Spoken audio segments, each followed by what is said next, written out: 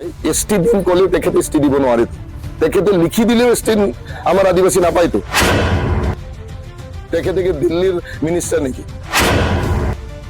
বা মাটি পাট্টাটো হৈ গ'ল নেকি কিমান জনে আদিবাসী এতিয়ালৈকে মাটি পাট্টা তেখেতে দিব পাৰিছে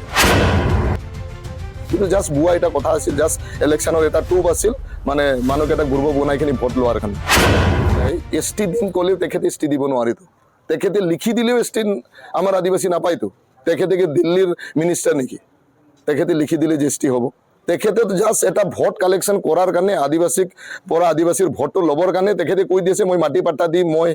মানে এসটি দি দিম এতিয়ালৈকে এসটি হৈছে নেকি তেখেতৰ কোৱামতে এসটি আমি পালো নেকি বা মাটি পাট্টাটো হৈ গ'ল নেকি কিমান জনে আদিবাসী এতিয়ালৈকে মাটি পাট্টা তেখেতে দিব পাৰিছে কিন্তু জাষ্ট বুৱা এটা কথা আছিল জাষ্ট ইলেকশ্যনৰ এটা টুব আছিল মানে মানুহকেইটা গুৰুব বনাইখিনি ভোট লোৱাৰ কাৰণে এতিয়া কিন্তু মানুহ সজাগ হৈছে মানুহ গম পাই গৈছে তেখেতে কি কৈ গৈছে আৰু তেখেতৰ কথাত মানে একো দম নাই বা দাম নাই সিহঁতে অলৰেডি গম পাইছে আদিবাসী ৰাইজে আৰু এতিয়া সিহঁতে গমেই পাইছে উইদিন 3 মাহত যদি ইমান গণ্ডগোল হ'ব পাৰে তেনেহ'লে কাৰ লগত থকা উচিত অলৰেডি আদিবাসী ৰাইজে ডিচাইড কৰি লৈছে এতিয়া 2026 বিধানসভাৰ ইলেকশ্যন আপোনালোকে ইয়াৰ ফলাফলটো পাই যাব আজি মই ওদালগুৰি আমাৰ জিলা অফিচত ইউপিপিএল জিলা অফিচত উপস্থিত হৈছোঁ একচুৱেলি মই যোৱাকালি আহিছোঁ আমাৰ ওদালগুৰিত যোৱাকালি মই ভেৰগাঁৱত আছিলোঁ আমাৰ ইউপিপিএল দলৰ বৰ্তমান মোক এটা নতুন দায়িত্ব দি থৈছে এইটো আদিবাসী চেলৰ সভাপতিটো দায়িত্বটো দিছে আৰু মই এই দায়িত্বটো গ্ৰহণ কৰি কিনি মই ওদালগুৰিত আজি যোৱাকালি উপস্থিত হৈছোঁ আজি ওদালগুৰি জিলা অফিচত মই কাৰ্যালয়ত মই আহি কিনি আমাৰ আদিবাসী চেলৰ ইনিচিয়েল মিটিংটো মই কৰিছোঁ আৰু ইয়াত মোটামুটি 15জন মান মোৰ আগৰ আদিবাসী চেলৰ আৰু নতুন কৰি আদিবাসী চেলৰ বহুত বিষয়ববীয়া ইয়াত উপস্থিত হৈছিল আৰু আমি বিশেষ কৰি এই আগন্তুক ইলেকশ্যন আহি আছে তাৰ বিষয়ে সম্বৰ্ধনা আমি কথাটো পাতিছোঁ আৰু আদিবাসী চেল আমাৰ ওদালগুৰি জিলাত আমি গঠন কৰিব গৈ আছোঁ ইমিডিয়েটলি আৰু এইটো আমি গঠন কৰি কিনি আমাৰ এই আদিবাসী এৰিয়াত আমি কেনেকা ইউপিপিএল দলটো আগুৱাই লৈ যাম বা ঘৰে ঘৰে ইউপিপিএলটো কেনেকা লৈ যাম তাৰে এটা ৰোড মেপ তৈয়াৰ হ'ব ইমিডিয়েটলি আৰু তাৰপিছত আমি একেবাৰে ঘৰে ঘৰে ইউপিপিএলটো ল'বৰ কাৰণে চেষ্টা কৰিম আৰু ইউপিপিএলটো কি হয় একচুৱেলি ইউপিপিএল জন্ম কিয় হৈছিল আৰু এই 26টা জনগোষ্ঠীক প্ৰমোদ বৰে কেনেকা মানে এক কৰি কিনি শান্তিৰ বাৰ্তা দি কিনি যোৱা 5টা বছৰ তেখেতে চৰকাৰ চলাইছিল আৰু যোৱা 5টা বছৰ যেনেকা আমাৰ এই বিটিচি অঞ্চলত কিমান শান্তিৰে আমি জীয়াই থাকিবৰ কাৰণে সুবিধা এটা পাইছিলোঁ কিন্তু যোৱা ইলেকশ্যনত দুৰ্ভাগ্যজনক আমি হাৰি যোৱাৰ পিছত আন এটা দলে জিকাৰ পিছত উইদিন 3 মাহ বা 3 মাহৰ ভিতৰতে এনেকা এটা গণ্ডগোল লাগি গ'ল আদিবাসী বড়ো কাজিয়া ক'তবা কিবা এটা গণ্ডগোল ক'তবা কিডনেপিং হ'ব ষ্টাৰ্ট কৰিছে তো আমি জানো আদিবাসী হিচাপে আমি এই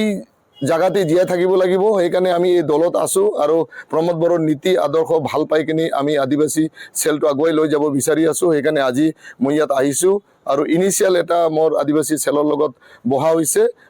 এদিন 2 দিনৰ ভিতৰতে আমাৰ আদিবাসী চেলটো গঠন হৈ যাব তাৰপিছত একেবাৰে জিলা কমিটি একেবাৰে আমাৰ যিমানটা সমষ্টি আছে আমাৰ এই ওদালগুৰিত একেবাৰে সমষ্টি প্ৰাইমাৰী বুথ লেভেললৈকে যাব আৰু আমাৰ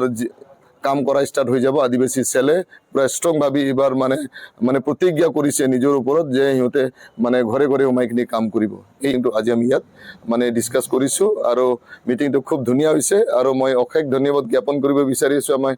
জিলাৰ সভাপতিদেৱ আমাক ইয়াত মানে সুযোগ দিয়াৰ কাৰণে আৰু নিশ্চয় আমি বাৰে বাৰে ইয়াত আহি থাকিম আৰু এই স্থানটো আমি ইস্তেমাল কৰি কিনি আমি ভালদৰে কাম কৰি যাম বুলি মোৰ আশা আছে আদিবাসী চেলৰ পৰা আমি একেবাৰে প্ৰস্তুত আৰু যোৱাবেলিতো আমি বিৰাট ধুনীয়া কৰি কাম কৰিছিলোঁ কিন্তু আনফৰ্চুনেটলি আমি জয় হ'ব পৰা নাই কিন্তু তাতকৈ ডাবল কাম এইবাৰ আমি কৰিব গৈ আছোঁ আদিবাসী চেলৰ পৰা আৰু এইবাৰ যুৱক যুৱতী ওলাই আহিছে আদিবাসী চেলত যোগদান কৰি আছে ইউপিপিএলৰ নীতি আদৰ্শটো ভাল পায় প্ৰমোদ বড়োৰ নীতি আদৰ্শটো ভাল পায় বহুত ল'ৰা ছোৱালী আমাৰ মানে আদিবাসী সমাজৰ পৰা ওলাই আহিছে কাম কৰিবৰ কাৰণে আৰু এটা সুযোগ বিচাৰি আছে যে এটা প্লাটফৰ্ম লাগে আদিবাসীৰ কাৰণেও কাম কৰাৰ কাৰণে আদিবাসী চেলকো আগুৱাই লৈ যাবৰ কাৰণে আদিবাসীকো আমাৰ এটা মানে ইউপিপিএলত স্থান দিবৰ কাৰণে এতিয়া ৰাইজে ওলাই আহিছে আমাৰ যুৱতী ওলাই আছে আৰু সিহঁতৰ লগত আমি একেবাৰে ইনিচিয়েল টকছ আজি হৈ গ'ল তাৰপিছত জিলা কমিটি গঠন হোৱাৰ লগে লগে আমি এই কামটো আগুৱাই লৈ যাম যে আৰম্ভ হ'ল আদিবাসী বড়োৰ মাজত কি ক'ব এই ক্ষেত্ৰত মই বেছি একো ক'ব নাযাওঁ মিছ আণ্ডাৰষ্টেণ্ডিং হৈ যায় কেতিয়াবা কিন্তু কথাটো হ'ল জন্তু দলে যি নীতি বনায় এই হিচাপতে চলিব